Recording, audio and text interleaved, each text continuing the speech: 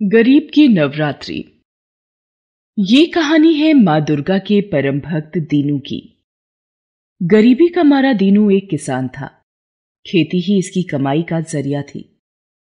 परिवार में दीनू की पत्नी कमला और एक बेटी राधिका थे। एक साल से सूखे की मार ने दीनू का बहुत नुकसान कर दिया था। घर में खाने तक के लाले पड़ गए थे।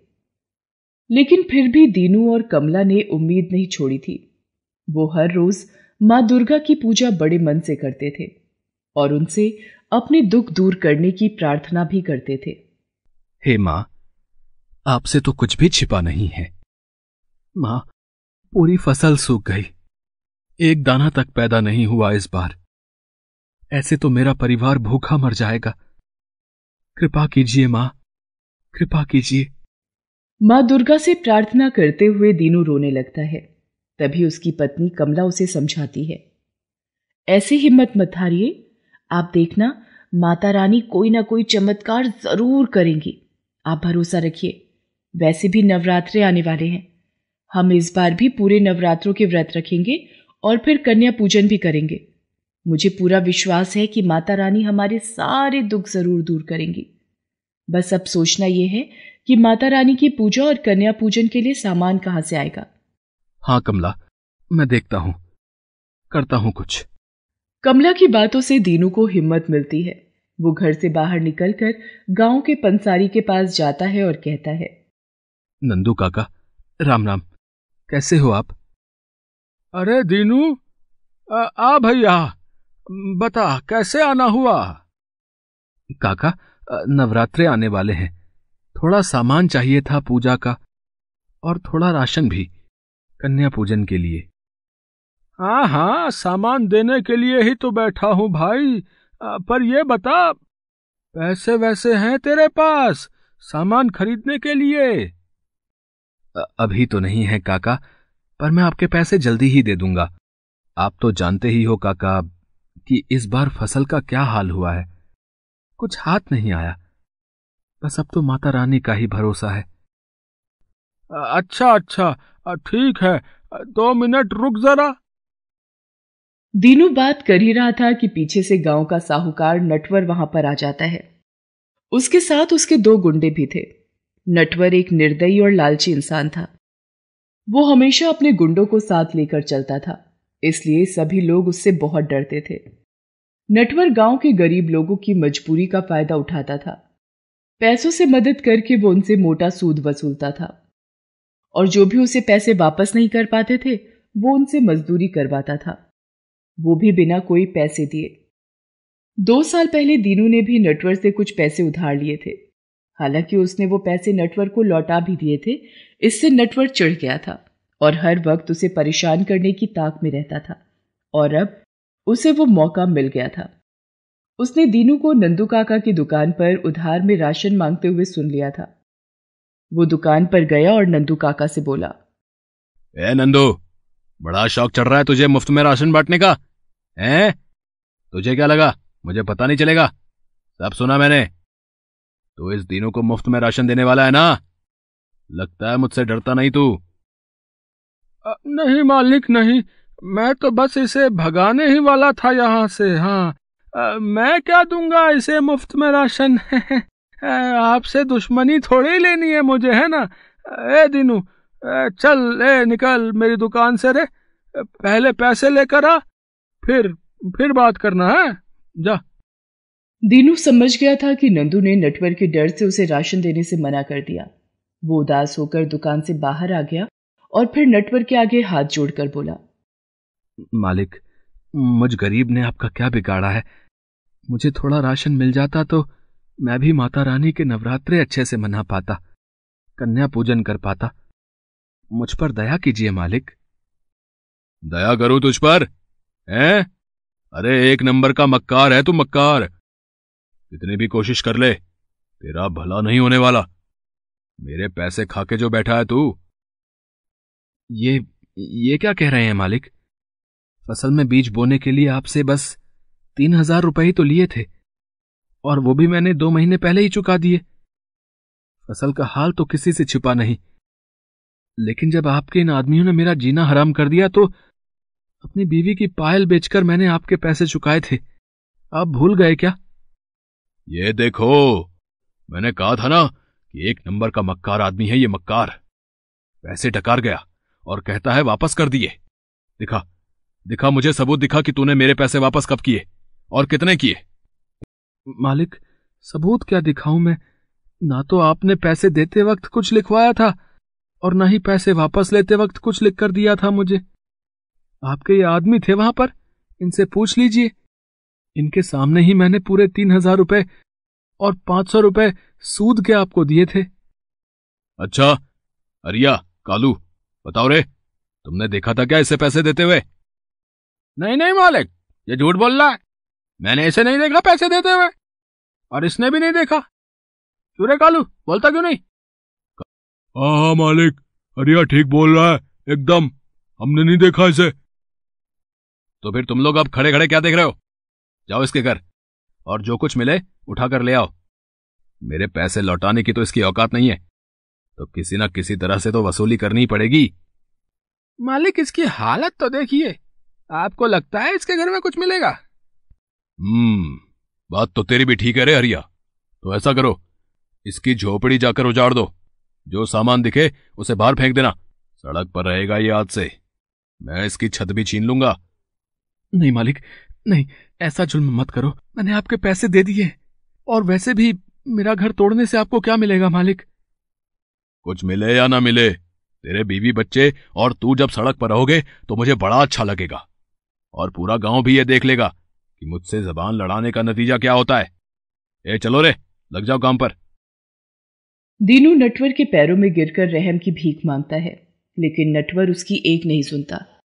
दरअसल वो नंदू को फंसाकर उससे मुफ्त में मजदूरी करवाना चाहता था, लेकिन दीनू ने सही वक्त पर पैसे लौटाकर उसके इरादों पर पानी फेर दिया था। नटवर ने ठान लिया था कि वो दीनू को कभी चैन से नहीं रहने देगा। उसने एक तरह से दीनू का हुक्का पानी ही बंद करवा दिया था। हर कोई दीनू की मदद करने से डरता था, क्योंकि किसी को भी नटवर से दुश्मनी मोल नहीं लेनी थी। पैसे वापस कर देने के बावजूद उसने अपने आदमियों को दीनू का घर तोड़ने के लिए भेज दिया। कालू और हरिया दीनू के घर पहुंचे।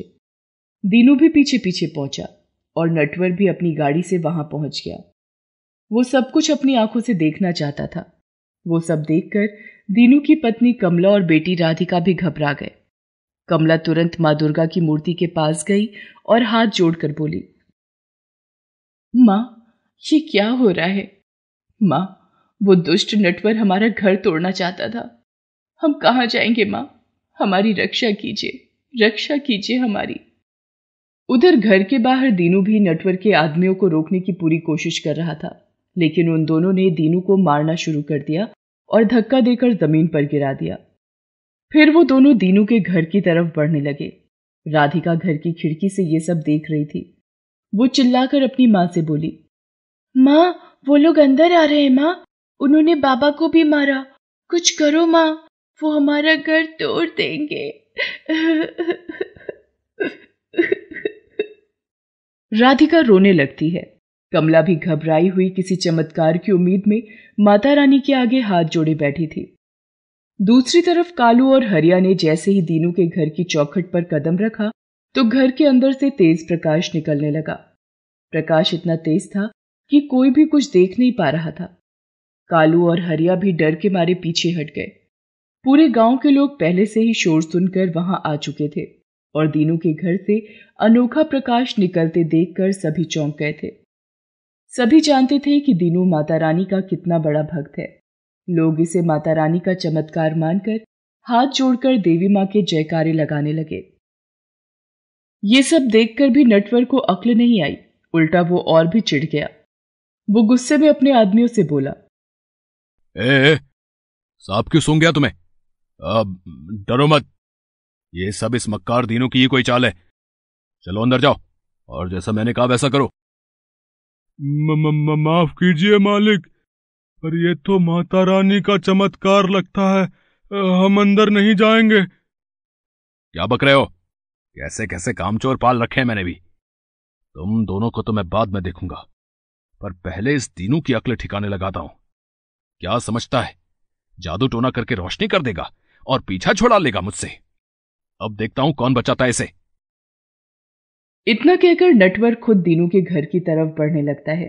प्रकाश अब भी दीनू के घर से निकल रहा था, लेकिन फिर भी नटवर घर के अंदर जाने की कोशिश करता है, लेकिन वो अंदर नहीं जा पाता। वो जैसे ही चौखट पर अपना पांव रखता है, अचानक ही उसे मिर्गी का दौरा पड़ जाता है। उसके हाथ पैर टेढ़े हो जाते हैं और वो कांपता हुआ जमीन पर गिर जाता है। सब लोग नटवर का ये हाल देखकर सहम जाते हैं, लेकिन सबको समझ आ गया था कि ये सब किसने और क्यों किया है। माता रानी ने ही नटवर को उसके किए की सजा दी थी। सभी लोग दीनू की तारीफ करने लगते हैं और नटवर को कोई भी सहारा देने नहीं चाहता। अब लोगों में उसका डर पूरी तरह से खत्म हो गया था, लेकिन दीनू हाथ जोड़कर प्रार्थना करता है। हे मां, बहुत बहुत धन्यवाद आपका। आपने अपने इस भक्त की लाज रख ली। लेकिन मां, अब इस नटवर को भी माफ कर दीजिए। यह आपकी भक्ति से दूर है, इसलिए आपका प्रताप भी नहीं जानता। दीनू के प्रार्थना करते ही नटवर ठीक होने लगता है और कुछ ही देर में वो अपने पैरों पर खड़ा भी हो जाता है। उसे अपनी गलतियों का एहसास हो गया था। वो समझ गया था कि दीनू की भक्ति की ताकत के आगे वो कुछ भी नहीं है। उसने तुरंत हाथ जोड़कर दीनू से कहा, दीनू, मुझे माफ कर दे, माफ कर दे मुझे दीनू, माफ कर दे। मैंने तेरे साथ बहुत गलत किया रे, लेकिन अब मुझे समझ आ गया है कि जिसके साथ माता रानी है उसका कोई कुछ नहीं बिगाड़ सकता। दीनू नटवर को माफ कर देता है और फिर दीनू के घर से आने वाला प्रकाश भी धीरे धीरे समाप्त हो जाता है। कमला और राधिका घर से बाहर आते हैं और दीनू के गले लग जाते हैं। नटवर भी अब माता रानी का भक्त बन गया था। उसने गांव में माता रानी का एक बहुत बड़ा मंदिर बनवाया और दीनू को भी पैसे देकर उसकी मदद की। उधर दीनू ने भी उन पैसों से सामान खरीदा और कमला के साथ नवरात्रों के व्रत रखे और फिर पूरी श्रद्धा से कन्या पूजन भी किया। माता रानी के आशीर्वाद से गांव में जल्दी ही बारिश भी हो गई और सूखे का प्रकोप भी कम हो गया। अब दीनू खेती कर सकता था और अपने परिवार को भी अच्छे से पाल सकता था।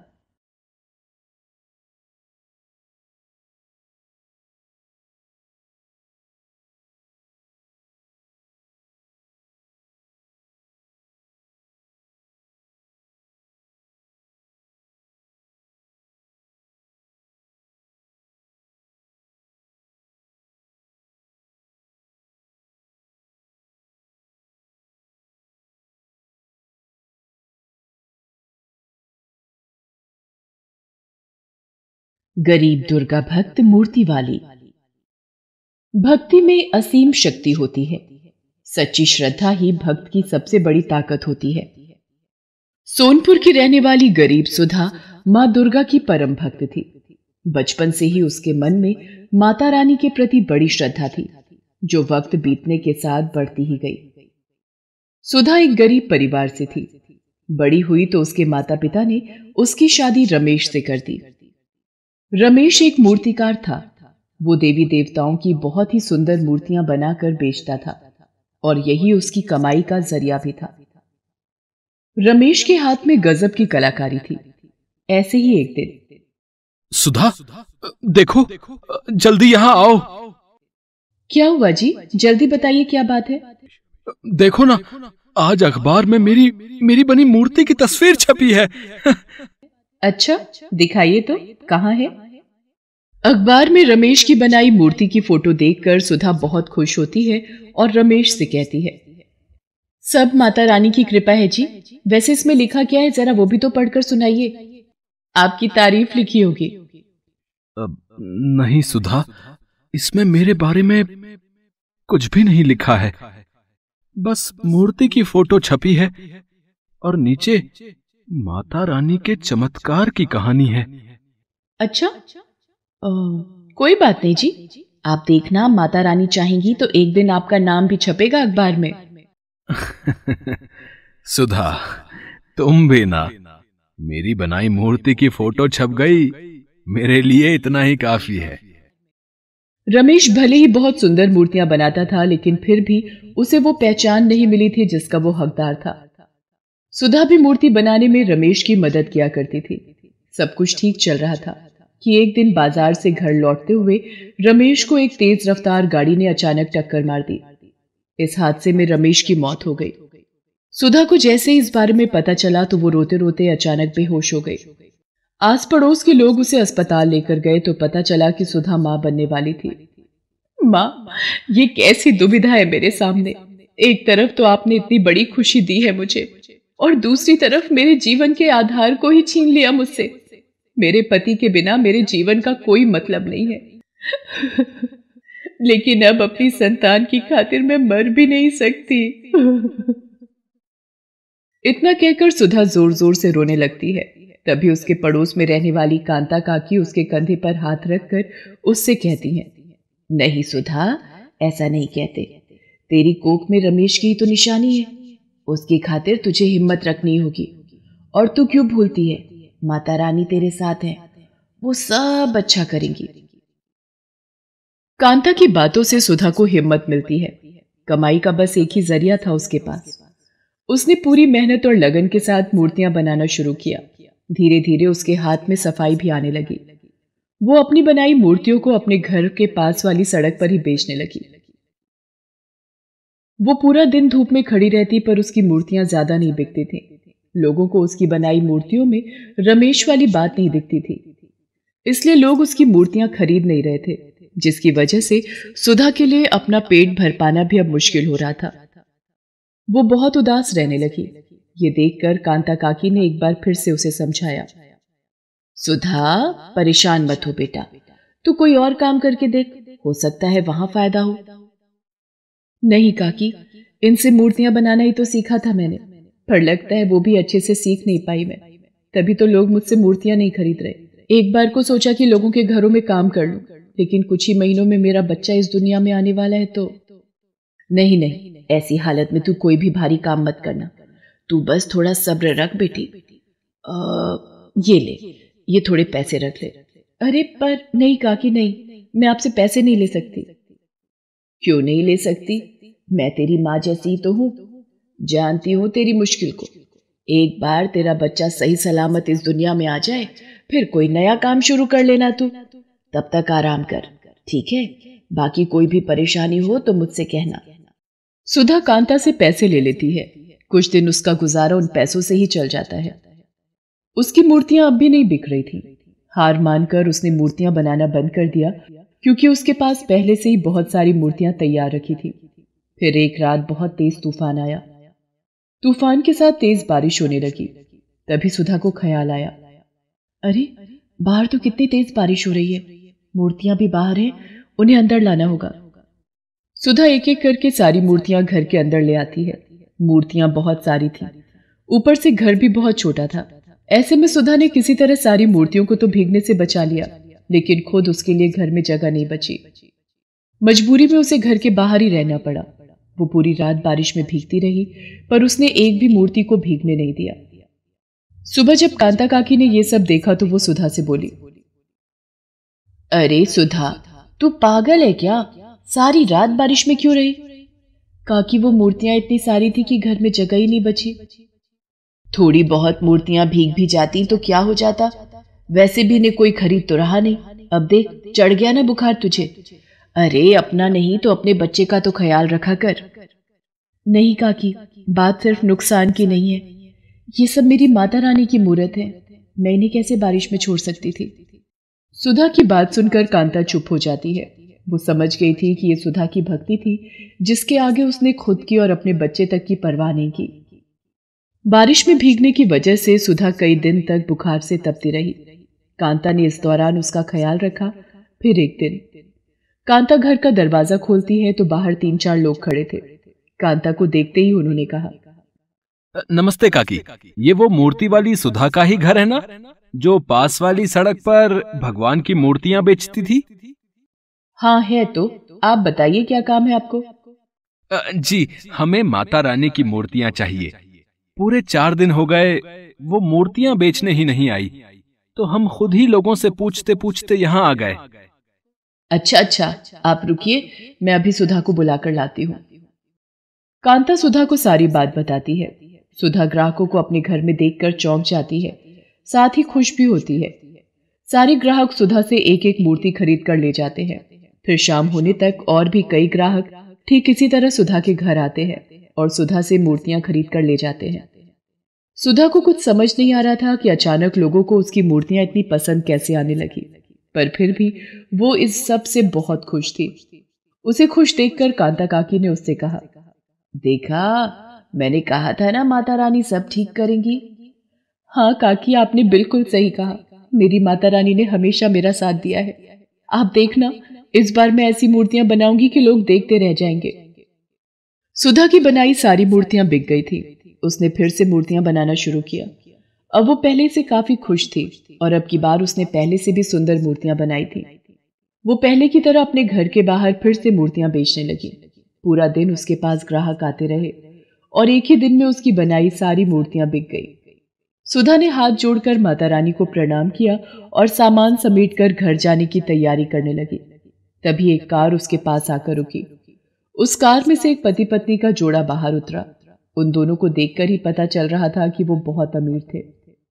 दोनों सुधा के पास गए और उससे पूछा, सुनिए, आप वो मशहूर मूर्तिकार सुधा है ना? जी, क्या कहा आपने?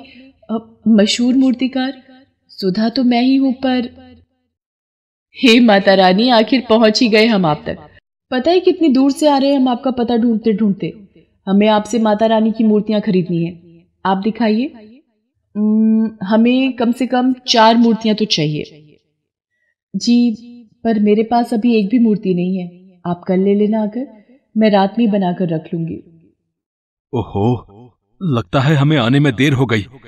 देखिए, आपको चाहे जितना भी वक्त लगे, हम यहीं अपनी गाड़ी में इंतजार करेंगे और आपसे मूर्तियां लेकर ही जाएंगे।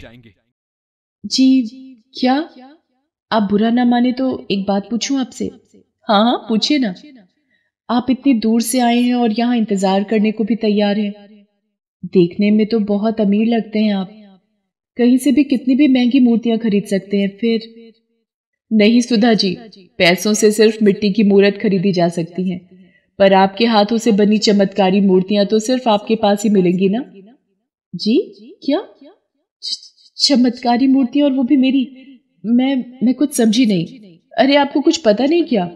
दूर दूर तक आपकी बनाई मूर्तियों के चर्चे हैं। आपकी मूर्तियों को अपने घर में स्थापित करने के बाद जब भी उनकी आरती करो तो माता रानी मुस्कुराती हैं।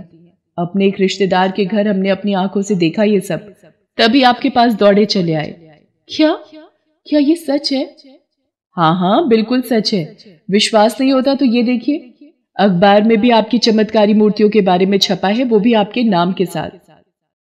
अखबार में अपनी बनाई मूर्ति की फोटो के साथ अपना नाम देखकर सुधा चौंक जाती है, लेकिन फिर भी उसे विश्वास नहीं होता।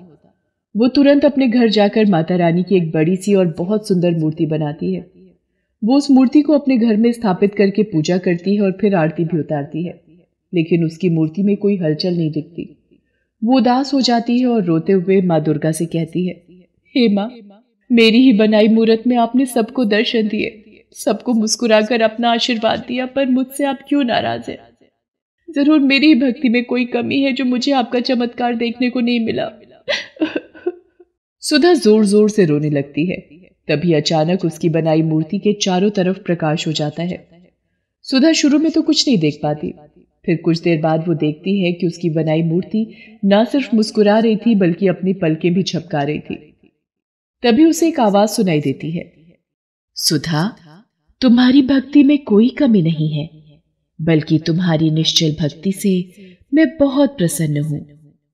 तुमने सच्चे भाव से मेरी भक्ति की है और अपनी मेहनत से अपने समय को परिवर्तित किया है।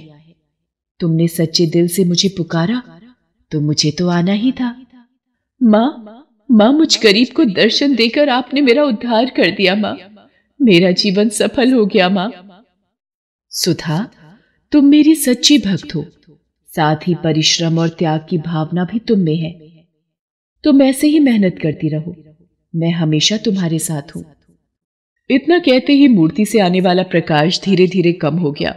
फिर सुधा ने गौर किया कि मूर्ति में हलचल भी बंद हो गई थी। उसने एक बार फिर माता रानी को प्रणाम किया और वो फिर से माता रानी की मूर्तियां बनाने लगी। जल्दी ही सुधा ने एक प्यारी सी बेटी को जन्म दिया। सुधा की मूर्तियां इतनी मशहूर हो गई थी कि अब वो एक मूर्ति वाली से एक मशहूर मूर्तिकार बन गई थी।